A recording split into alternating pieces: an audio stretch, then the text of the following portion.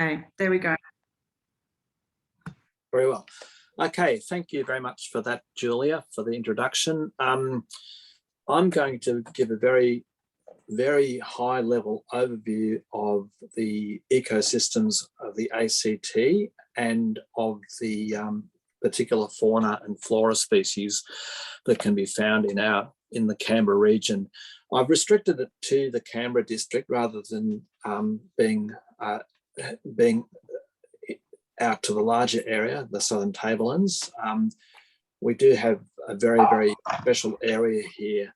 So if you can move to the next slide, what is an ecosystem? So basically an ecosystem is a concept that embodies the plants, the animals that are habitually associated with them, and all the physical and chemical components of the immediate environment, which together form a recognized self-contained entity. So it's like a bit of a parcel. An ecosystem, say for example, a forest ecosystem is quite distinct from a grassland ecosystem. Other examples, of course, include rainforests, rocky foreshores, and deserts. In the Canberra area, we only really need to deal with a very small handful of distinct ecosystem types. Next slide, thank you.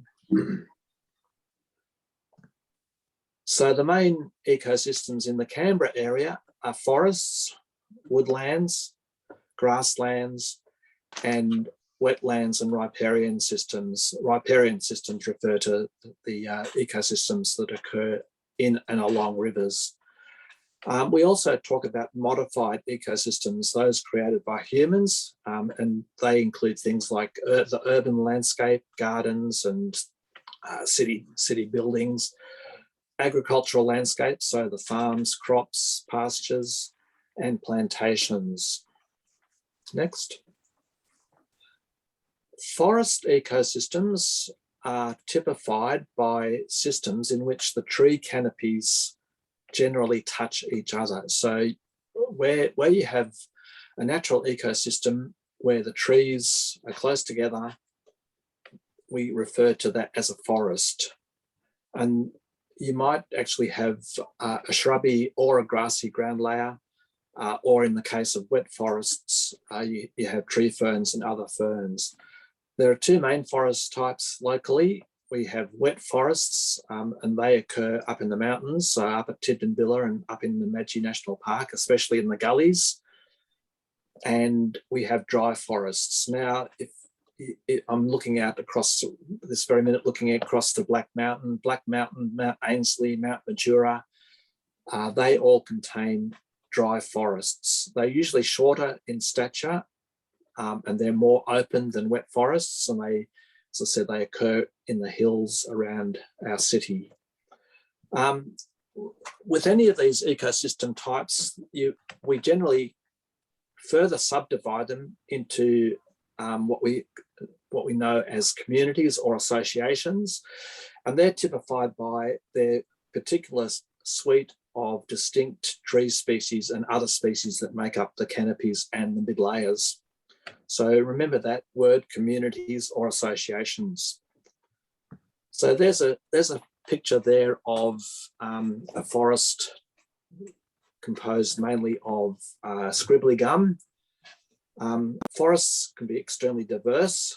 I was just saying before, with regards to Black Mountain, there are more orchid species on Black Mountain than are contained in the whole of the British Isles. There's something like 60 orchid species alone, and that's just orchid species. There's a whole bunch of other things, lots of peas and lilies and myrtle shrubs and many different grasses.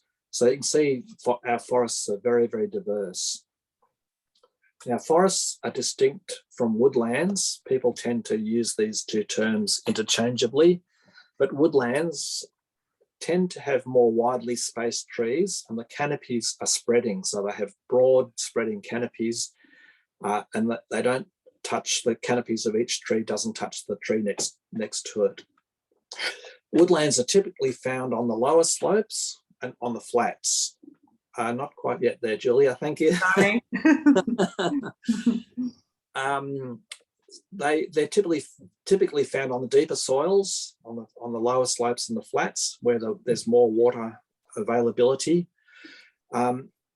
Woodlands were one of the main ecosystem types that were found on the plains of the Canberra, where we now have the suburbs.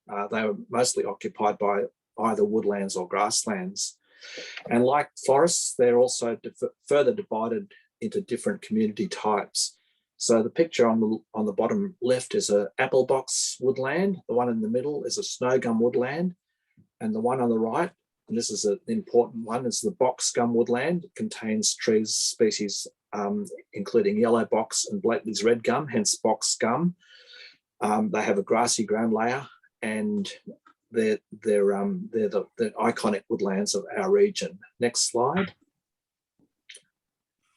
So woodlands generally have a grassy ground layer, and in sites where there's been little disturbance, we have a huge diversity of wildflowers. You'll see the pictures that I'm presenting along with the slides. There are a number of wildflower shots. There's a number of bird shots there as well. This one on the far right is a bearded dragon. So you can see they're an extremely diverse ecosystem type. The trees, there's generally a low cover of shrubs, but the trees can be extremely tall, and really old trees generally have large hollows.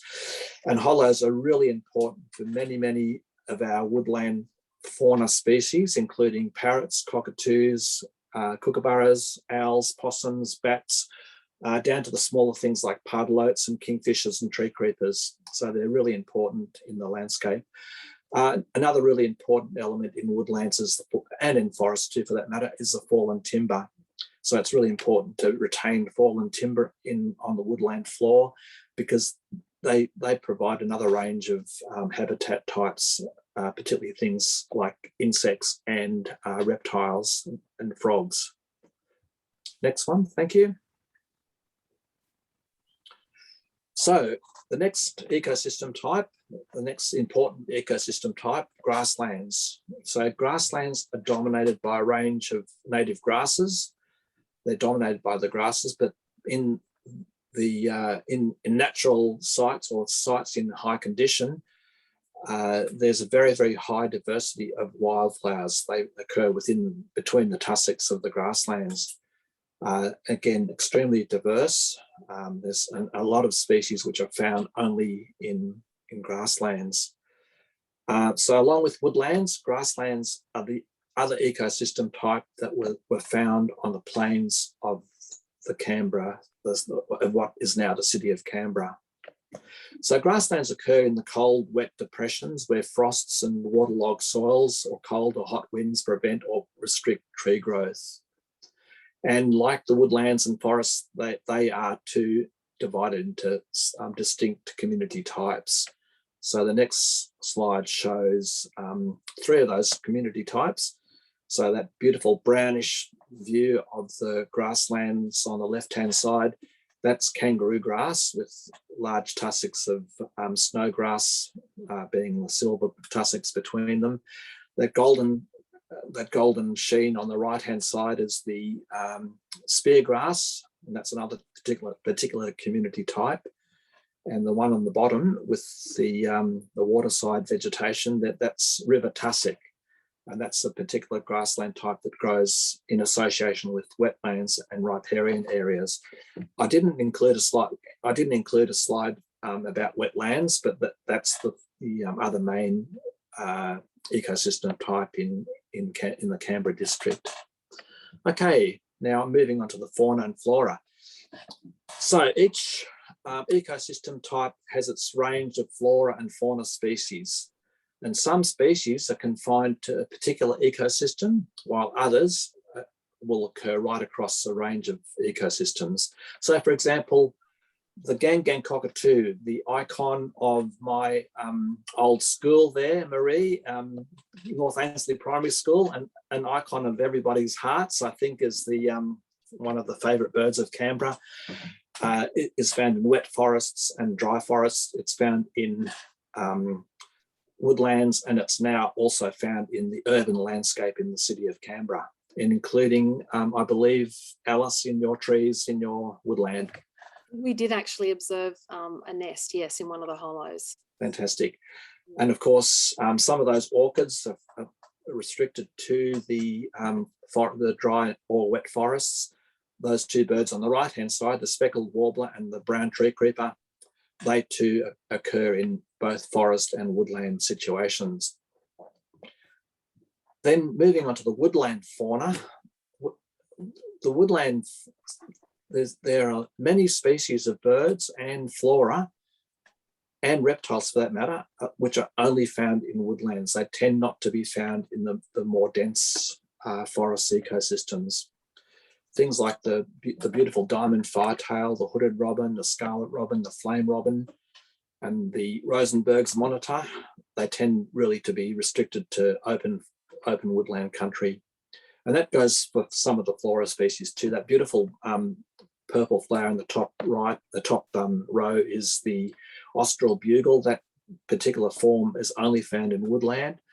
That lovely flower on the left-hand side, the purple flower there, that's the finger flower, and it too is only found in woodland. So we've got things like oxalis and milkmaids and bulbine lilies, chocolate lilies.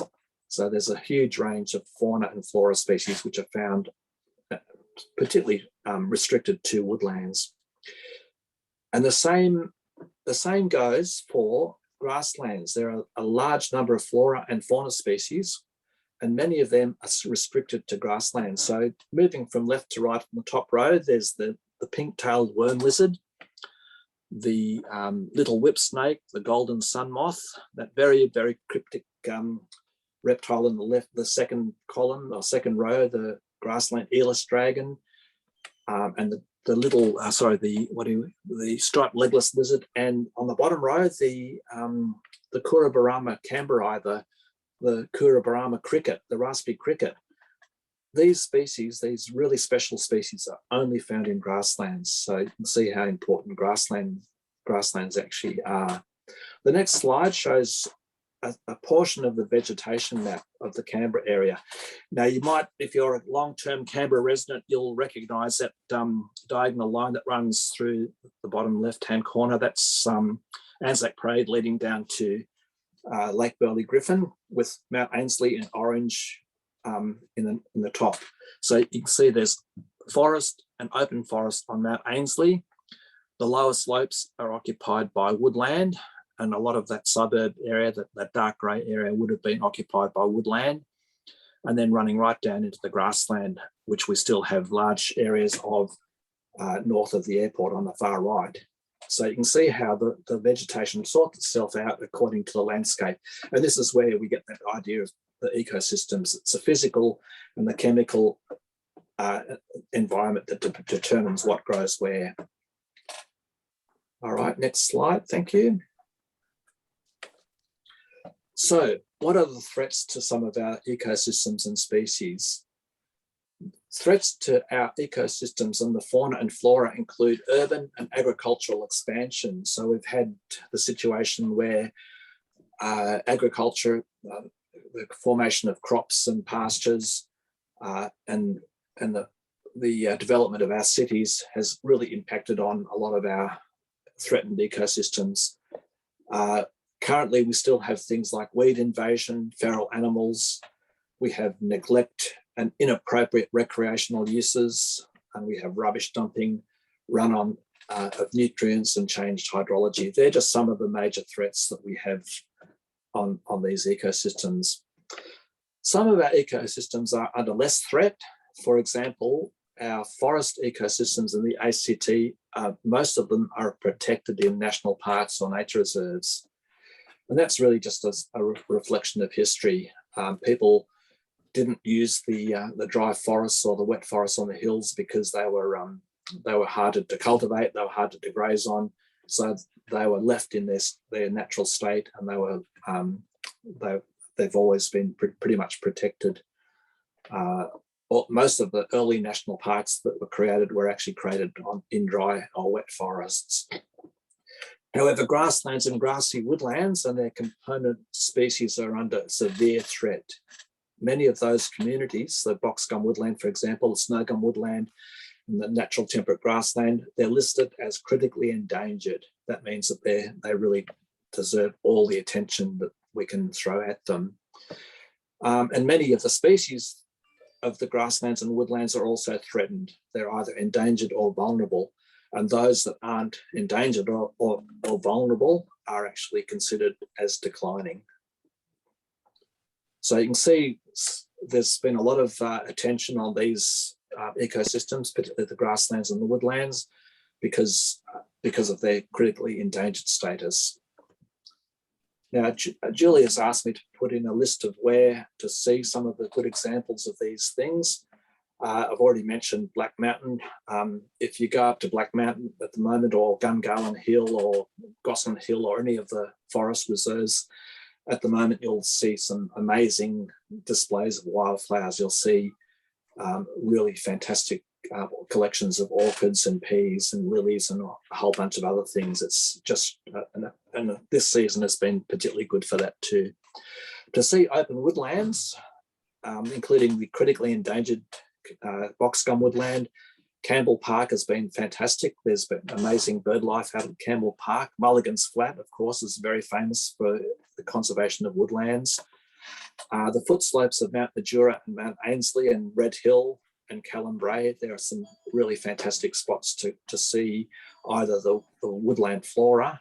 Mount Majura is particularly good for that, or fauna. And I think Campbell Park, Mulligan's and Callum-Bray are fantastic for the fauna.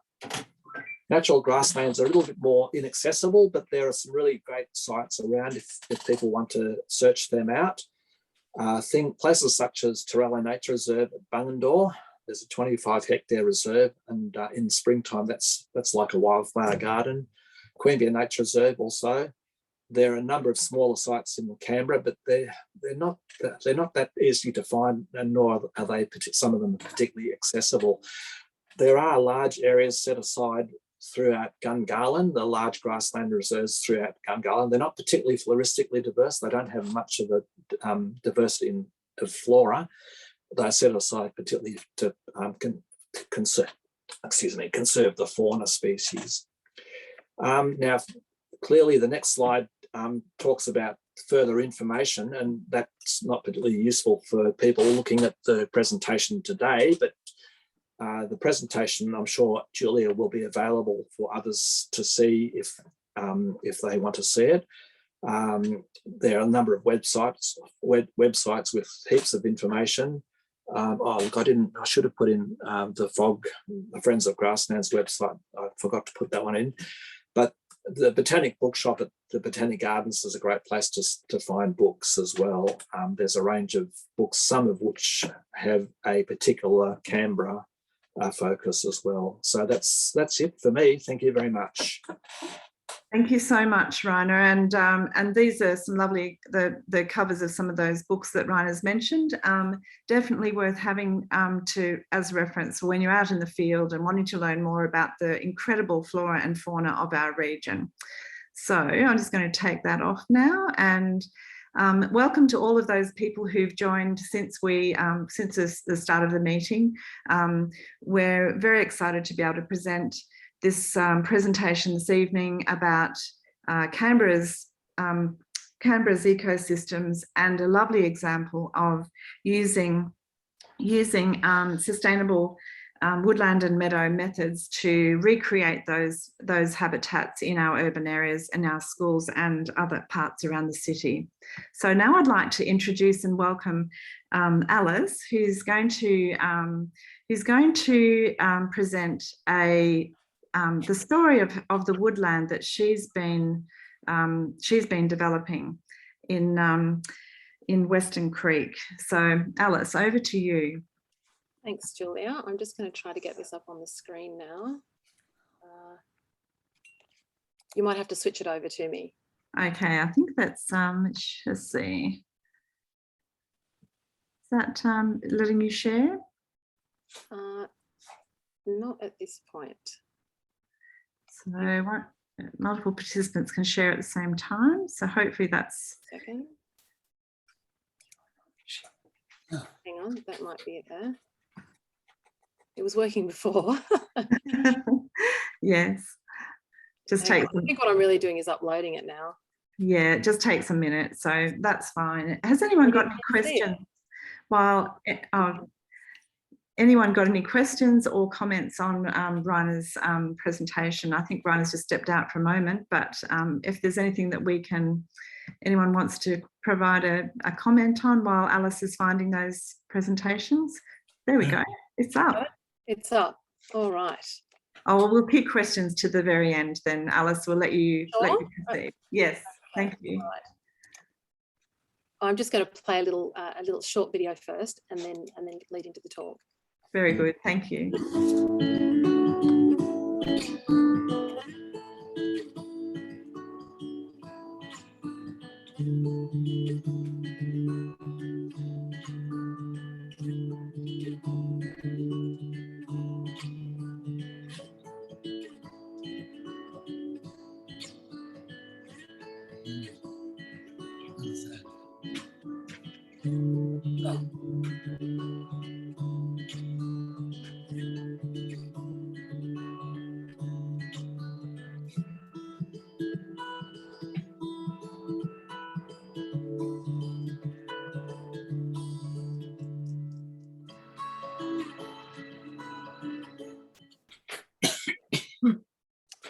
Well, hi everyone. It's really great to be here. Thanks very much for having me and for coming along to listen to the story of the Fall Street Woodland Park. We're restoring what is a small pocket park in the suburb of Western. I've just outlined here just some of the issues that I'm going to cover today. So first of all, the issues we face with degraded landscapes and the impacts on the community, what we're doing to damage those landscapes, why biodiversity and ecological function matters, and then I'd like to take you through the restoration of the Fall Street Park and some of the stories from the park that give us a little bit of insight as to some of the benefits that are coming as a result, the early benefits as a result of the changes we've made. And then just a quick summary on the Woodland and Meadow method, its goals and application.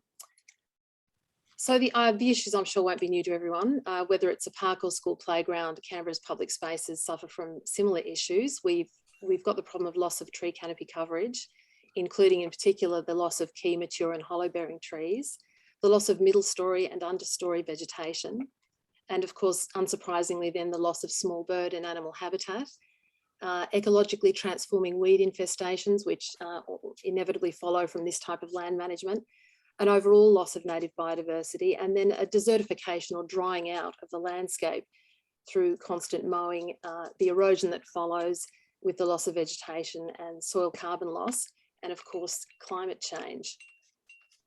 Now, the impact on the community of degraded landscapes is serious. It's well documented that it includes risks to health from increasing daytime and nighttime temperatures, particularly significant for children and the elderly, increased noise and light pollution, exposure to ultraviolet radiation, reduction in air quality, and just an overall reduction in sense of well-being and mental health. So how did our urban landscapes become degraded? Well, often our local plants don't get a lot of attention. We plant a lot of exotics, and many of them are beautiful too, but they don't provide the functions that our local plants provide. Exotic plants need higher nitrogen and phosphorus, for example, than our local plants. And that excess nitrogen washes down into the waterways and damages our waterways. And of course, disadvantages our local plants. In addition, over 90% of insects don't recognise exotic plants as food. And of course, as they are food for lots of animals, without them, these species inevitably go into decline. So poor management is something that we have to own here, including the removal of mature and hollow bearing trees. In addition, of course, we've got the fragmentation of the landscape that comes with urbanisation, and perhaps a urbanisation that isn't reflecting significantly on how to take the natural ecosystem processes into account. So we get changes in soils and hydrological processes, as Raina mentioned. A loss of the original plant community means that the remaining trees are under stress. When we have fallen timber and mulch, we take it away. So the carbon that normally repairs the nitrogen carbon cycle in the soils is damaged. And of course, if we have less carbon in the soils, then they can store less water. And then of course, we mow frequently, and only weeds that tolerate extreme conditions can survive under those circumstances. So I know Raina spoke about biodiversity, but I just want to revisit that. It's all about function. So the less biodiversity we have, the less function we will have. And the way I like to describe it is that our environments are made up of jobs performed by a variety of different forms of life, and they've co-evolved together and they depend on each other. And our local biodiversity works. It's beautiful because it works. And of course, our survival depends on this environment working properly, and that includes how we treat our landscapes. So this environment moved slowly over millions of years, and yet if we reflect on it for a moment, we can do so much damage in just a few hours with just a residential lawnmower and a whippersnipper. So now I'd just like to go on and just speak a little bit about this small project. You can see there on the map that it's between Withers Place, Fall Street and Boovallow Street. So it's less than half a hectare. The issues facing the park, it's a good case study because the issues facing it are similar across the city. We had a massive invasion of African lovegrass and Chilean needlegrass, which are both ecologically transforming weeds. Declining bird and insect life, shrinking tree canopies, soil erosion and compaction, and a lack of water retention both during and after rain events. And of course, the hot and dry conditions and dust as the topsoil would blow away in the summer. So just a quick word about the origins of the project. I made an innocent inquiry about this weed, and that's really how this all got going. And then I wanted to understand what was going on out there. So I started to read some of the ecological literature, and I read across a number of disciplines to try to come to an understanding of what was going on here. And then I was able to seek, I brought out academics, some of whom had written the studies that I had read to come and see the park and advise on the age of the trees, the health of the trees and so on. And I have to say that Michael Mulvaney, who was the environment planner at the time, was a wonderful support. He came out for a couple of hours and we discussed that this would be a pilot. And he just asked me if I could make it low cost methods. And so that's what I did. So those visits went on. And so by the time we got going, I applied for an environment grant, and once that was granted and we were fortunate enough to receive that public money, then we began the process of seeing whether we could apply the science, the excellent science that's been done about these beautiful natural ecosystems that evolved here over millions of years. Now we began by removing the invasive weeds. So we experimented with some strategies on that. We, of course, moved towards re-establishing the original diverse native understory to protect those trees. We're working to reverse soil loss and increase water retention by returning carbon to the soil, and of course returning the vegetation. And one of the jobs that the vegetation normally performs is to slow water as it moves through the landscape. And then of course we leave fallen timber, not only because it provides habitat for native animals and invertebrates and insects, but because it returns carbon to the soils. And then I engaged the community on how we could include native plant diversity in our gardens, because of course the ecosystems need landscapes, not small parks. And in fact, the research shows that the parks won't survive without the gardens. Mm-hmm. So moving on, just another quick word about the mature and hollow bearing trees. We have several Blakelies or red gums and a couple of the yellow box, almost all of them remnants in the park. And basically what we've sought to do is reintroduce the understory. We treat the landscape as a post-fire landscape actually, and the mid-story wattles, which perform that mid-structure performs really important functions. And because of the age of the trees, I learned that the process of the hollow bearing process takes 180 to 220 years, and that our wildlife are disproportionately dependent on those hollows. So quite rightly in the ecological literature, they are referred to as keystone species in this landscape. And these are just a couple of photos from the park. You've got the female gang there, and she's perched on a forming hollow in a red gum, which unfortunately is too small for her. And on the right, a much larger limb that came down, and there'll be a hollow forming process there, which could at some time provide an opportunity for that couple to nest. For those who haven't seen it, that's African lovegrass. It's an ecologically transforming weed, so birds can't eat its seeds or use the grass to build their nests. It's also highly flammable, unlike the native grasses, which burn at a much lower temperature and which won't burn until they're over 70 to 80% cured. Now this is interesting because because regenerating saplings is also a key. Loss of those is a key threatening process now in the ACT. And why we don't have any of them. And you can see in that little photo there, that's a small sapling that was probably mown over numerous times. And what we did was we just started to protect those. Now, there are several reasons why I suspect that we're in that situation. One of them is mowing, but also the mowing creates compaction, obviously runs over the saplings. But also the impacts that we've had on hydrological processes in our soils as a result of the loss of the native vegetation. And you can see a little magpie, baby magpie there, just as an illustration of the functions that these little things perform. This is last season's baby magpie taking a break from the eyes of predators while its parents are foraging. And also these small saplings play an important function when it comes to insect life. And of course, they won't, most of them survive. As Raina said, we live in open woodland country, so most of them won't make it. But just their presence, even for a short time, is important. So the photos that we're looking at now are of some of the remnants in the Fall Street Park. So you can see how bad things were when we started.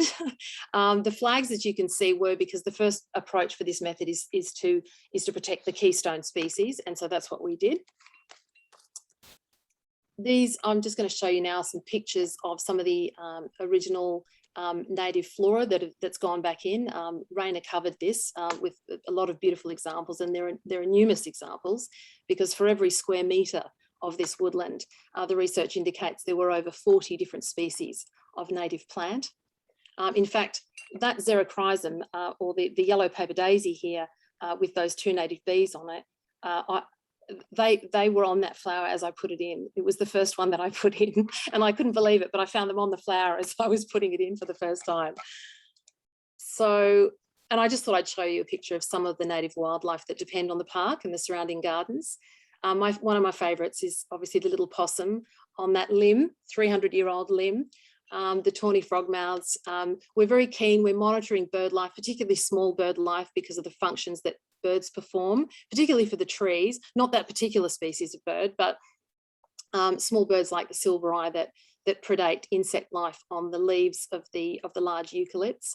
And of course, butterflies, native butterflies. We have over 9 species of native butterfly that have been recorded as coming back to the park since the project began. And they're really important because they're part of the bird food web. So, you know, every spring, those birds have to find caterpillars to feed those hungry mouths, and they have to find a lot of them. So I'll just take it just now to show you what the park looks like now. So this is basically 1 year of rain. The project's only 2 years old, and the first year was drought. And this is after a year of rain. So I'll just flick through some of these. I put quite a few of them up just to give you a sense of, for those who haven't seen anything about it, for what it looks like now. Quite a transformed landscape, I think anyone would say. The presence of insects is just unmistakable now. And as I said, over 9 species of native butterfly and over 40 species of native bird that have been recorded visiting, passing through the park, and of course, yeah. So there we. I hope I'm not going too fast there, but you can see these. I've pinned them to the top of the Facebook page if you want to go back and have a look. I'll get to the end there. Oh, there's a little painted lady there. And this is just the team. They're very enthusiastic. So we've got a core group of 8, and then the broader community dips in, you know, when people have, have time and we need them, then they dip in and help us. And yeah, so now I'll just move on to just recapping now, that our local ecosystems evolved over a wide climatic range, as I think Raina mentioned, which means that they're beautifully suited to adapting to a warming climate. However, the health of the soils and the hydrological processes that make cooling possible are bound with the composition and structure of these local plant communities, which have evolved with these processes. So while we have modified and certainly damaged our local ecosystems, they're not beyond repair. And I think the Fall Street Park is a beautiful example of that, because it began as a paddock of lovegrass and Chilean needlegrass. So to maximise the benefits of sorry about that. That's why I had the green screen to start with. No one controls that cat in this house. So to maximise the benefits of hydrological processes and ecosystem services in our urban landscape, what we've done at Fall Street is restore habitat complexity to the understory. And there's good science now that's coming out about repairing our Indigenous soils. And we've removed nothing from this park, not even the soil that had weed seeds in it, and that's exclusively to protect the microbiome. And of course, we're restoring the middle story of the original ecosystem. So I just want to tell you a few stories now about some of the observations we've made. This is just a little story about the saltbush and the silvereye. You can see the plant growing up near the base of the eucalypt there is a native saltbush from the understory of the box gum woodland. And we were making some changes to the soils and it came up by itself. Probably the seed was deposited sometime in the last 10 years by that little bird, the little silvereye, who eats the little berries that you can see down there. And you can actually see the little crystals on the leaf of that little saltbush there. And the saltbush butterfly, for which this is also a host plant, and the marble gecko, one of 2 species of gecko in the ACT. And then one of my favourite stories, which generated a lot of excitement last summer, which was the appearance of the checkered copper butterfly. So the checkered copper butterfly depends on native clover and the little black ant, a type of Iridomex ant, to complete its life cycle.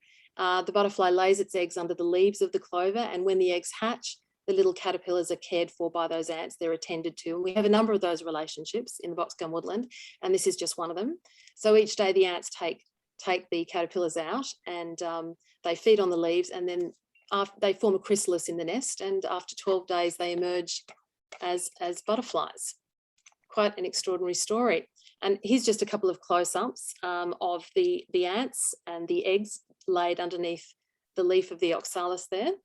And I thought I might play you a beautiful little video. This one is out of someone with the right equipment at Butterfly Conservation South Australia. I'll just play that now because it's quite extraordinary.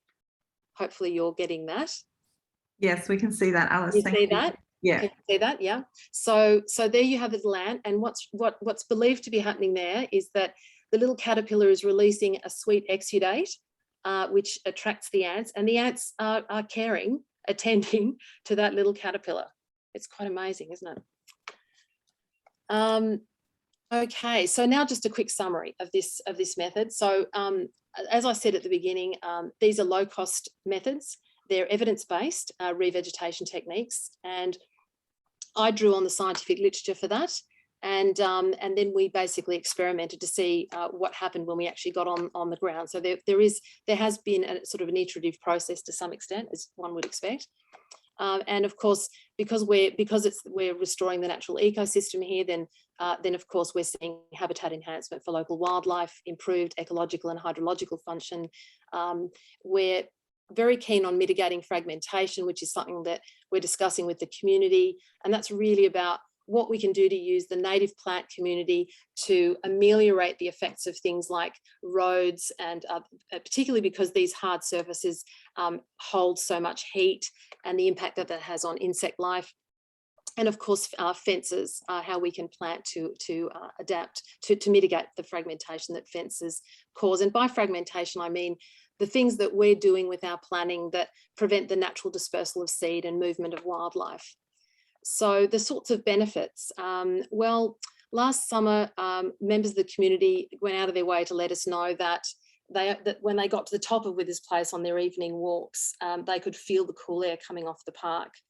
So we certainly expect, and based on what we know about the way these systems have evolved and how they function, then we certainly expect cooling, and then, you know, there's lots of research about mental health, and then of course there are citizen science, educational opportunities for children, and over time, as our ecological function is restored here, we expect it to be largely self-sustaining. There'll always be a need for some episodic intervention, and while mowing is not an illegitimate form of intervention, and it would happen sort of far less frequently than it does now, we're also looking at other ways we can weave in other more natural forms of disruption. So basically, just to give you an idea of how we apply this method, when we go to a new site, we do a survey to see how it's used, including the location of utilities, access requirements, assets, and so on.